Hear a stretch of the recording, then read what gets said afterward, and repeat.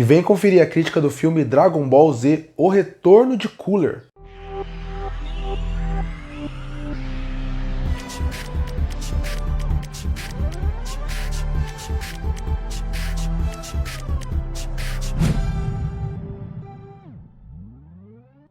Em 1992 chegava nos cinemas o filme Dragon Ball Z: O Retorno de Cooler. Filme esse que é um dos poucos envolvendo a franquia Dragon Ball, que é uma continuação.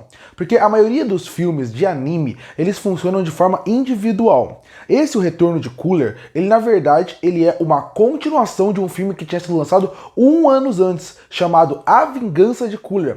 Então, para você entender esse filme, você tem que ter visto o filme anterior.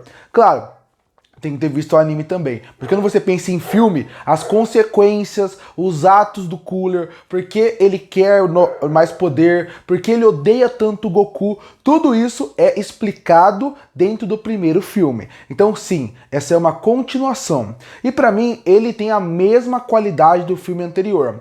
Eu fiquei até curioso pra saber, já que um filme saiu em 91 e o outro saiu em 92, se eles não foram feitos juntos. Porque isso acontece muito, de filmes serem feitos juntos, serem divididos pela metade, cada um lançar num ano. Porque faria muito mais sentido, porque as histórias se conectam muito bem, e mais do que isso, você vê que é uma continuidade. Então isso também chama bastante atenção. Bom, esse filme, ele tem as mesmas qualidades e os mesmos problemas do filme de 91, e eu acho eles, inclusive, do mesmo nível. Porque o que o filme de 91 tinha de melhor qualidade? A parte que envolvia a animação, e aqui a animação está ótima, está excelente, a boa trilha sonora, e ser um filme de Dragon Ball que tenta entrar mais na lore do universo de Dragon Ball. Esses eram os pontos positivos, e aqui você vê isso, porque o que acaba acontecendo? Ele ainda se liga na história muito do Freeza, já que o Cooler é irmão dele. Afinal, aqui aparece algo misterioso no novo planeta de Namekusei que foi construída. Goku e os outros têm que ir pra lá para tentar salvar esse planeta. Continua a ligação com o Freeza, porque o Freeza foi quem destruiu Namekusei. Freeza foi quem dominou lá por vários motivos. Então isso acaba ligando muito mais a história. E isso acaba sendo muito interessante, como eu falei no primeiro filme. No primeiro filme você liga o Freeza, o Cooler, o pai deles, e você mostra a primeira vez o planeta Vegeta sendo destruído, e isso acaba engrandecendo a história. Aqui você misturar com o Nameku acaba também fazendo isso, até mudando o cenário. Afinal, os filmes de Dragon Ball que passavam na Terra já estavam ficando bastante repetitivos. Outra qualidade que esse filme tem é a primeira vez o Vegeta aparecer. Pra quem não sabe, esse é o primeiro filme que o Vegeta aparece. Ele também cria um dinamismo muito melhor, porque Goku e Vegeta são uma ótima dupla, que tem uma ótima química, e um ser tão diferente do outro acaba ajudando bastante. A animação melhora muito, porque a coreografia melhora com Goku e Vegeta em tela. Você ainda tem o Piccolo, que também funciona muito bem para esses momentos, até porque o filme se passa em Nameku, então isso também ajuda.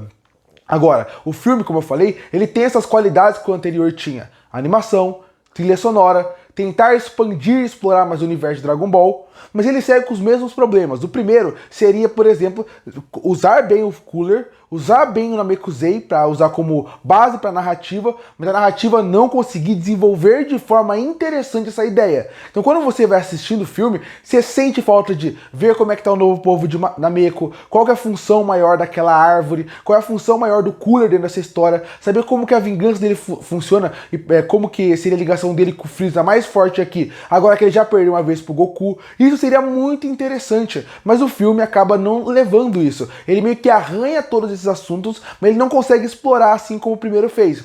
Outra coisa que esse filme tem é que nesse filme o Cooler não tem os minions que ele tinha no primeiro. Então ele luta muito sozinho. E isso por um lado é bom, porque você vê mais ação e você vê a evolução do personagem do Cooler para outras transformações. E isso é legal, dá mais espaço para eles lutarem. Mas ao mesmo tempo, alguns pontos ficam um pouco repetitivos, mesmo o filme só tendo 50 minutos. Então isso também incomoda. Então por isso que eu falo que tem as mesmas qualidades e os mesmos defeitos do filme anterior. E isso é bom, porque quer dizer que o filme gera entretenimento, ele gera bons momentos, é gostoso de assistir, pra quem gosta de Dragon Ball é uma experiência boa, mas ele ainda deixa aquele gosto amargo, porque você sente que ele poderia ser muito melhor do que ele foi. E infelizmente ele acaba se tornando um potencial desperdiçado. Apesar de mudar o cenário, apesar de ter um potencial de história e ter muita coisa que eu gosto aqui, eu ainda fico pensando, o que esse filme traz de verdade? Qual discussão ele traz? Qual ideia ele traz de novo para Dragon Ball? Muito pouco. E isso é triste porque ele mostra potencial para poder explorar essas ideias. Concluindo, Dragon Ball: O Retorno de Cooler é um filme que poderia ser muito melhor do que ele foi.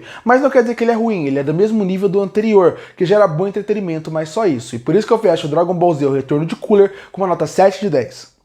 Curte ou fortalecer o canal, se inscreve para não perder os próximos vídeos. Ei, o que você acha de Dragon Ball Z, o Retorno de Cooler? Comenta aqui embaixo. Eu volto no próximo vídeo.